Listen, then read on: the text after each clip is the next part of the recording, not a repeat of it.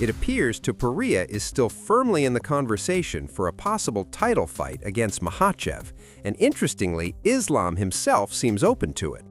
In a recent interview with Russian media, Makhachev said he likes the idea of fighting Topuria, especially if it takes place at the proposed UFC event in Washington, D.C. No, in my division, a lot of contenders who deserve the title fight. Just UFC have to give me new target. That's it. I just waiting.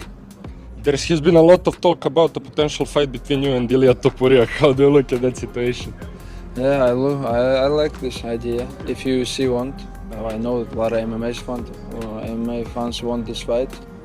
I'm ready. What about fight in White House in Washington? Do you thinking about that? Yeah, also it's one of the arena where I'm gonna fight next, and we have the Ramadan month where I'm not gonna training 1 month, and after that I will slowly beginning my training camp, and I will be ready White House or as other dates. In a lighter moment, Islam was recently filmed boarding a plane and jokingly asking the pilot if he could fly it back to Dagestan himself. My friend, 2-3 years Dagestan. 2-3 years, yeah. I have to go tomorrow Dagestan. Same cold one. I have to go tomorrow Dagestan. Can I go? Yeah. Just bro, give me small lessons. What I have to do, bro? What I have to do? Your power, forward And go fly. Dagestan. I can go alone. Oh yeah, you go with me. Okay. You can roll a bit. It's nothing hard. No, it's not hard. Easy. Can I move this one? Yeah. Go up and down. Okay. This is more power in the engine. Bro, if something happen, you have parachute? No. No parachute? No. Nate Diaz has entered the conversation. The 40-year-old veteran posted a cryptic but confident message on social media, suggesting he has unfinished business in the UFC. Diaz hinted that he helped elevate an entire division and bring value to major fights over the years, and now he wants what he believes is still owed to him. Naturally, fans immediately began speculating about possible opponents. The most obvious name? Conor McGregor. Diaz and McGregor split their 2 fights back in 2016, with Diaz submitting McGregor in their first bout before losing a close decision in the rematch. A trilogy fight has always felt unfinished, and with both men potentially available, things got heated between Mike Perry and Eddie Alvarez at BKFC Knucklemania in Philadelphia. What started as a minor interaction in the crowd quickly escalated into a physical confrontation. According to Perry, the situation began after he was bumped behind, prompting him to turn around and speak to someone seated nearby. He claims the exchange was harmless, but escalated after a misunderstanding involving Alvarez's son. Alvarez tells a very different story. In a recent interview, Alvarez said Perry behaved inappropriately and that tensions rose after Perry allegedly made comments towards his son. Mike turns to my son and basically telling him, like, that's going to happen. When you have a girl, guys are going to try to talk to him. It's like trying to like he's his fucking father or something. I'm like, what are you doing, man? He's drunk as shit.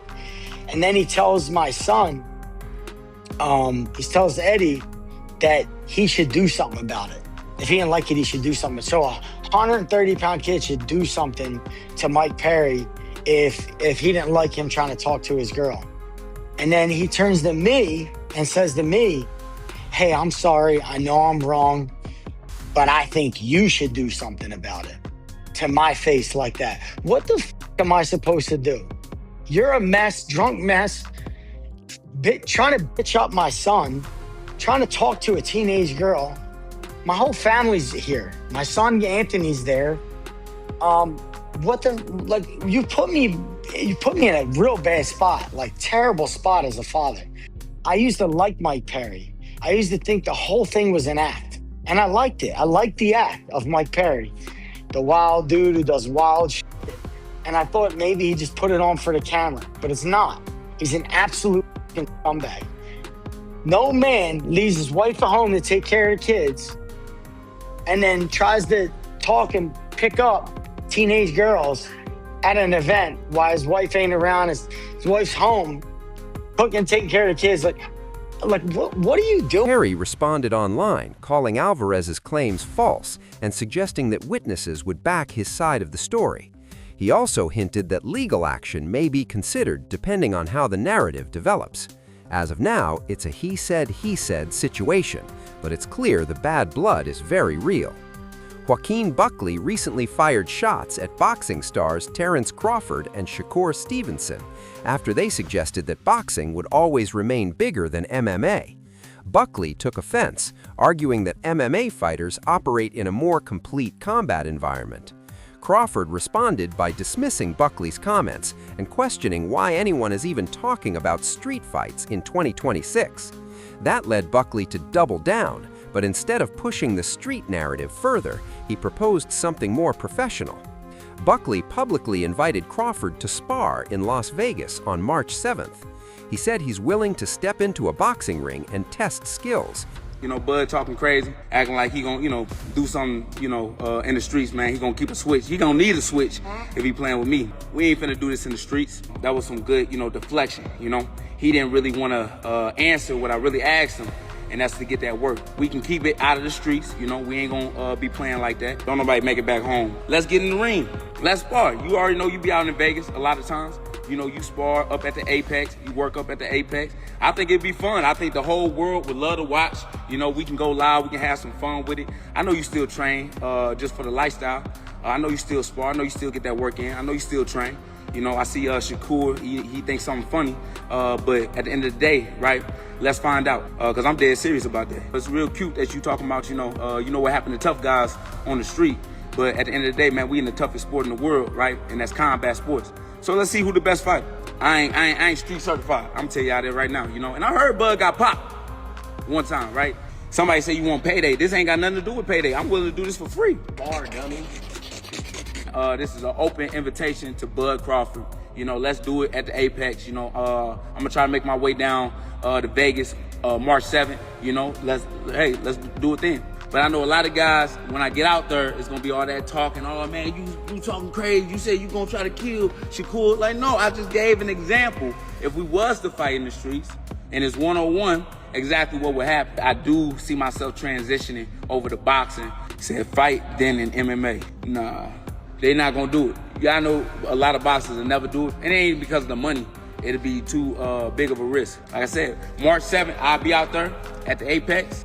In Detroit, I'll be out there as well for Clarissa fight, February 22nd. So I'm gonna see how. Arman Tsarukyan recently linked up with Jake Paul during Paul's visit to Armenia.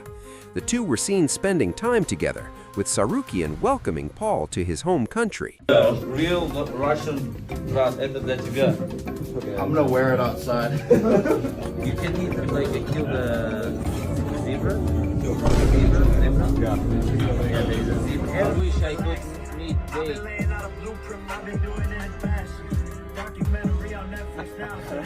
I'm going to the club.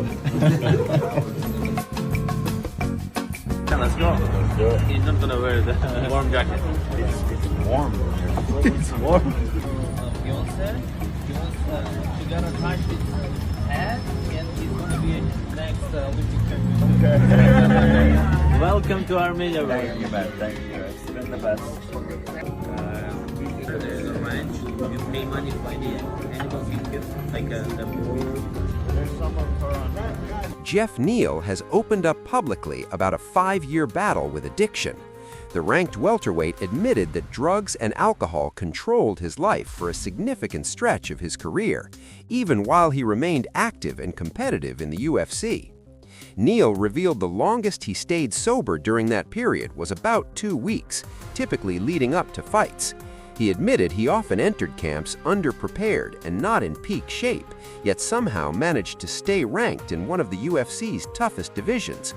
He credited his wife for standing by him through the darkest years and says he now feels like he's experiencing life clearly again for the first time in years.